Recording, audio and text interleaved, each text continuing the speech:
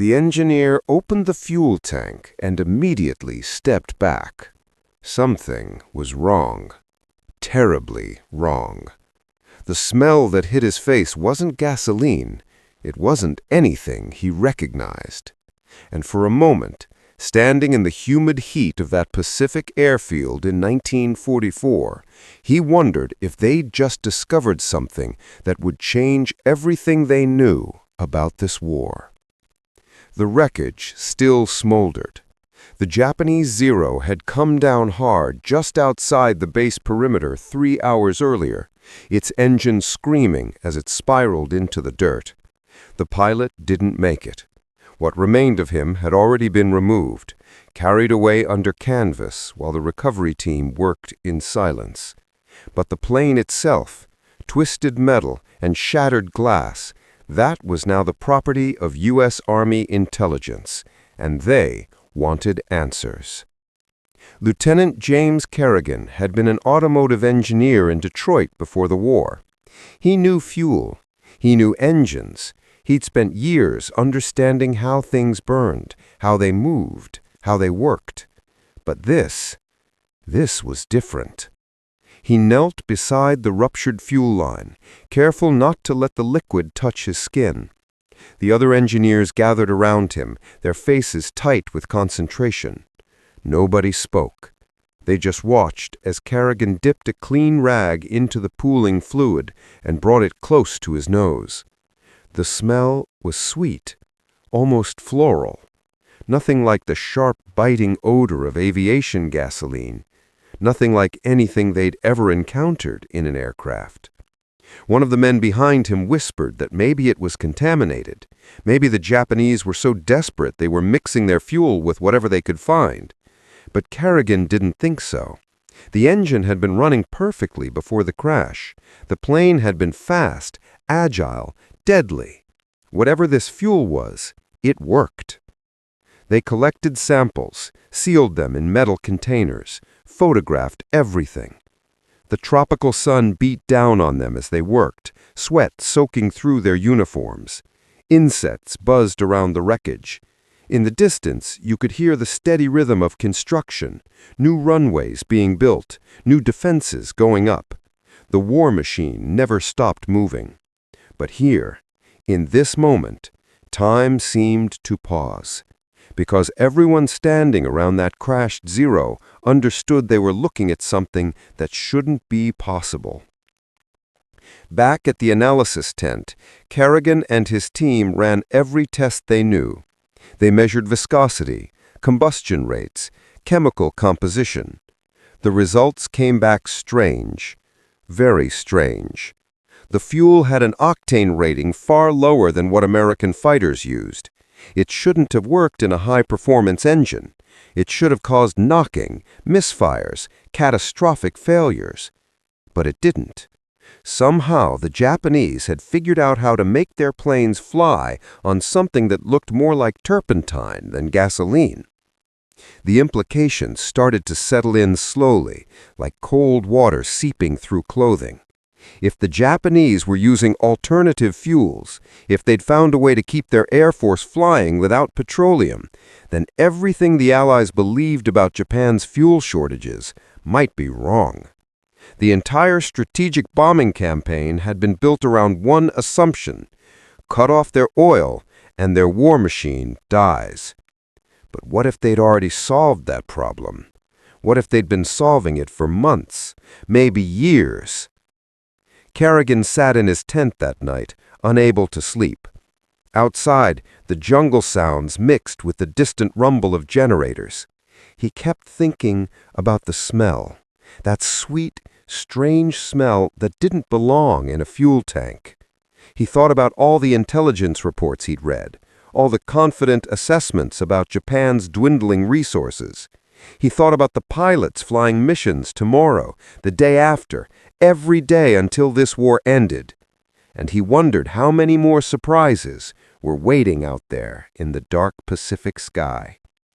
The next morning, orders came down from command.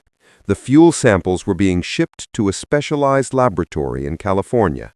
Top priority, absolute secrecy. Kerrigan watched as the sealed containers were loaded onto a transport plane, each one handled like it contained something explosive. In a way, it did. It contained information, and in war, information could kill you just as surely as a bullet. But what they didn't know yet, what nobody would understand until the samples reached the lab and the real testing began, was that this discovery would reveal something far stranger than anyone imagined. The Japanese hadn't just found an alternative to gasoline, they'd created an entire shadow fuel industry, hidden from Allied intelligence, built from materials that most engineers would never have considered possible. And the only reason the Allies found out was because one pilot made one mistake, and his plane came down in one particular place where one curious engineer refused to ignore what his nose was telling him. The answer was coming, but first they had to survive what came next. The laboratory report arrived at Pacific Command 6 days later. The officer who opened it read the first page twice, then called for his superior. Within an hour, the report was sitting on a desk in Washington. Within 2 hours, it was being discussed in rooms where decisions got made that changed the course of history. And what it said seemed impossible. The Japanese were flying on alcohol. Not entirely, not purely, but the fuel analysis showed high concentrations of ethanol, grain alcohol, mixed with other compounds to create something that could power an aircraft engine. The technical term was alternative fuel blending, but the reality was far more desperate and far more ingenious than those sterile words suggested.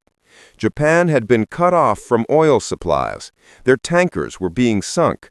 Their refineries were being bombed. So they'd turned to their rice fields and their distilleries and their chemists, and they'd found a way to turn agricultural products into aviation fuel. Lieutenant Kerrigan received the report in a classified briefing. He sat in a sweltering Quonset hut with a dozen other officers and engineers, listening as an intelligence specialist explained what they'd discovered. The Japanese program had been running since early 1943.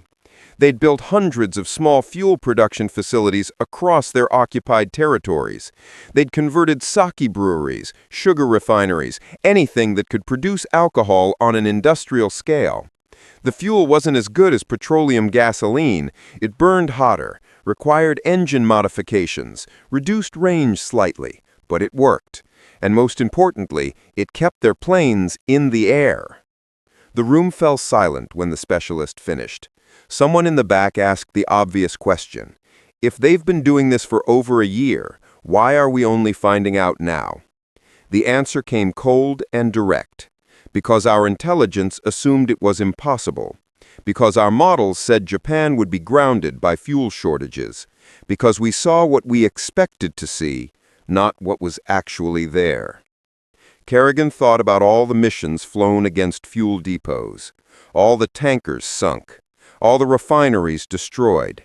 Important targets, certainly, but not the whole picture, not even close. The Japanese had adapted. They'd improvised. They'd survived. And somewhere in Tokyo, there were engineers and chemists who'd managed to keep their Air Force operational against odds that should have been insurmountable. He felt something close to respect, mixed uncomfortably with the knowledge that those same planes were killing American pilots every single day. The strategic implications rippled out in every direction. Bombing campaigns had to be reassessed. Intelligence gathering had to expand. New targets had to be identified, not just oil infrastructure, but agricultural centers, distilleries, chemical plants. The war planners had been fighting one enemy, and now they realized they were fighting a slightly different one. An enemy that was more resourceful, more adaptive, more desperate than anyone had fully understood. But there was another side to this story, a quieter side that didn't make it into the military reports. The Japanese alcohol fuel program worked, but it came at a cost. Rice that should have fed civilians went into fuel production. Industrial alcohol that could have been used for medicine or manufacturing got diverted to airplanes. The empire was eating itself from the inside to keep fighting. And the smell in that fuel tank, that sweet, strange smell that had started everything, was the smell of a nation sacrificing everything for a war it was losing inch by bloody inch. Kerrigan never flew in combat. He never dropped a bomb or fired a gun in anger. But he did his part. After the discovery, he helped develop new intelligence protocols, new ways to identify alternative fuel production sites, new methods for analyzing captured enemy equipment. His work contributed to targeting decisions that shortened the war, that saved lives, that helped bring the whole nightmare to an end. But he never forgot that smell, that moment of standing in the Pacific heat, looking at something that shouldn't exist, realizing that war makes people inventive in ways both brilliant and terrible. Years later, back in Detroit, working in a peaceful factory building civilian automobiles, he would sometimes catch a whiff of industrial alcohol and be transported back to that crashed Zero, back to that moment of discovery, back to the realization that the enemy wasn't just another military force, they were human beings, struggling and adapting and refusing to surrender, even when all logic said they should. The Japanese alcohol fuel program was a footnote in most histories of World War II, a technical curiosity, an interesting detail. But to Kerrigan, it was something else. It was proof that war reveals the extremes of human capability, our capacity for innovation under pressure, our willingness to sacrifice everything for causes we believe in, our stubborn refusal to accept defeat. The war ended. The programs were shut down. The distilleries went back to making sake. The rice went back to feeding people.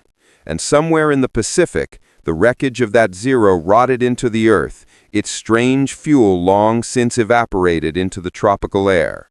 But the lesson remained. In war, never assume you understand everything. Never assume the enemy is beaten until they stop fighting. And never ignore what your senses tell you, even when it contradicts everything you thought you knew. Sometimes the smell of something wrong is the first sign of something true.